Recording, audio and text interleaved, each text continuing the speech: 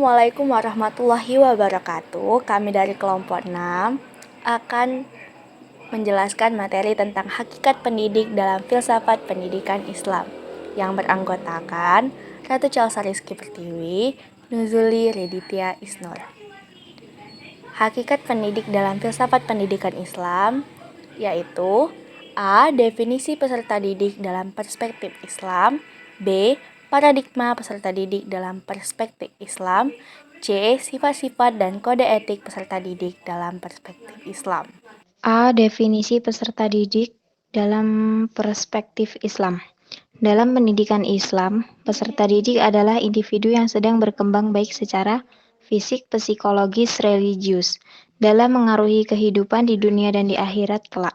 Definisi ini memberi arti bahwa peserta didik merupakan individu yang belum dewasa, yang karenanya memerlukan orang lain untuk menjadikan dirinya dewasa. Adapun pengertian peserta didik dari sudut pandang pendidikan Islam yaitu A. Muta'alim adalah orang yang sedang diajar atau orang yang sedang belajar. B. Mutarabbi adalah orang yang dididik dan orang yang diasuh dan orang yang dipelihara.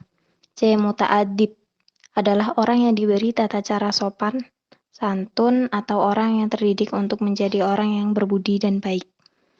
Dalam istilah tasawuf, peserta didik seringkali disebut juga dengan murid atau tholib secara etimologi. Murid berarti orang yang menghendaki. Sedangkan menurut terminologi, murid adalah mencari hati hakikat di bawah bimbingan dan arahan seorang bimbingan spiritual, yakni mursyid. B. Paradigma peserta didik dalam perspektif Islam. Paradigma pendidikan Islam paling tidak memberikan arah suatu dengan arah pendidikan yang secara makro dituntut menghantarkan masyarakat menuju masyarakat Indonesia yang demokratis, religius, kritis, berkualitas, dan tangguh dalam menghadapi lingkungan global. C. Sifat-sifat dan kode etik peserta didik dalam perspektif Islam. Sifat-sifat dan kode etik peserta didik merupakan kewajiban yang harus dilaksanakannya dalam proses belajar mengajar, baik secara langsung maupun tidak langsung.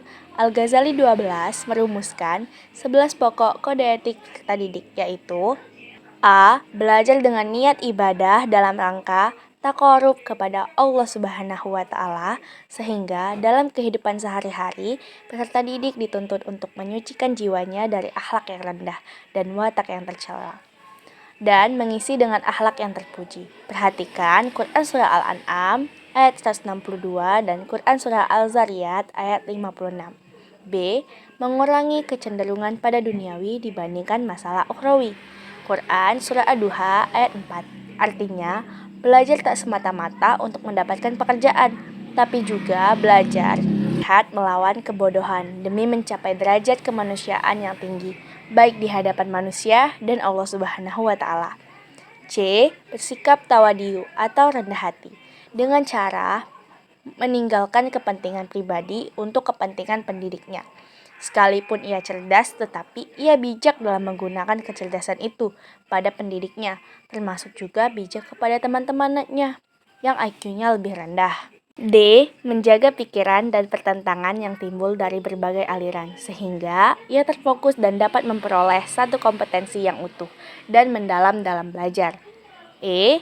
Mempelajari ilmu-ilmu yang terpuji atau mahmudah, baik untuk ukhrawi maupun untuk duniawi, serta meninggalkan ilmu-ilmu yang tercela, masmumah. Ilmu terpuji dapat mendekatkan diri kepada Allah, sementara ilmu tercela akan menjauhkan darinya dan mendatangkan permusuhan antar sesamanya. F. Belajar dengan bertahap atau berjenjang, dengan memulai pelajaran yang mudah atau konkret, menuju pelajaran yang sukar atau abstrak, atau dari ilmu yang fardu ain menuju ilmu yang fardu kifayah. Quran Surah Al-Insyiqaq ayat 19. G. Belajar ilmu sampai tuntas untuk kemudian beralih pada ilmu yang lainnya, sehingga peserta didik memiliki spesifikasi ilmu pengetahuan secara mendalam. Dalam konteks ini, spesialisasi jurusan diperlukan agar peserta didik memiliki keahlian dan kompetensi khusus. Quran Surah Al-Insyirah ayat 7. H. Mengenal nilai-nilai ilmiah atas ilmu pengetahuan yang dipelajari, sehingga mendatangkan objektivitas dalam memandang suatu masalah. I. Memprioritaskan ilmu diniyah yang terkait dengan kewajiban sebagai makhluk Allah Subhanahu wa Ta'ala. Sebelum memasuki ilmu duniawi, mengenal nilai-nilai pragmatis bagi suatu ilmu pengetahuan, yaitu ilmu yang bermanfaat, dapat membahagiakan, menyejahterakan, serta memberi keselamatan hidup dunia akhirat. K. Peserta didik harus tunduk pada nasihat pendidik, sebagaimana tunduknya orang sakit terhadap dokternya, mengikuti segala prosedur dan metode mazhab yang diajarkan oleh pendidik pada umumnya, serta diperkenankan bagi peserta didik untuk mengikuti keseniannya. Terima kasih semua, senang bertemu kalian semua.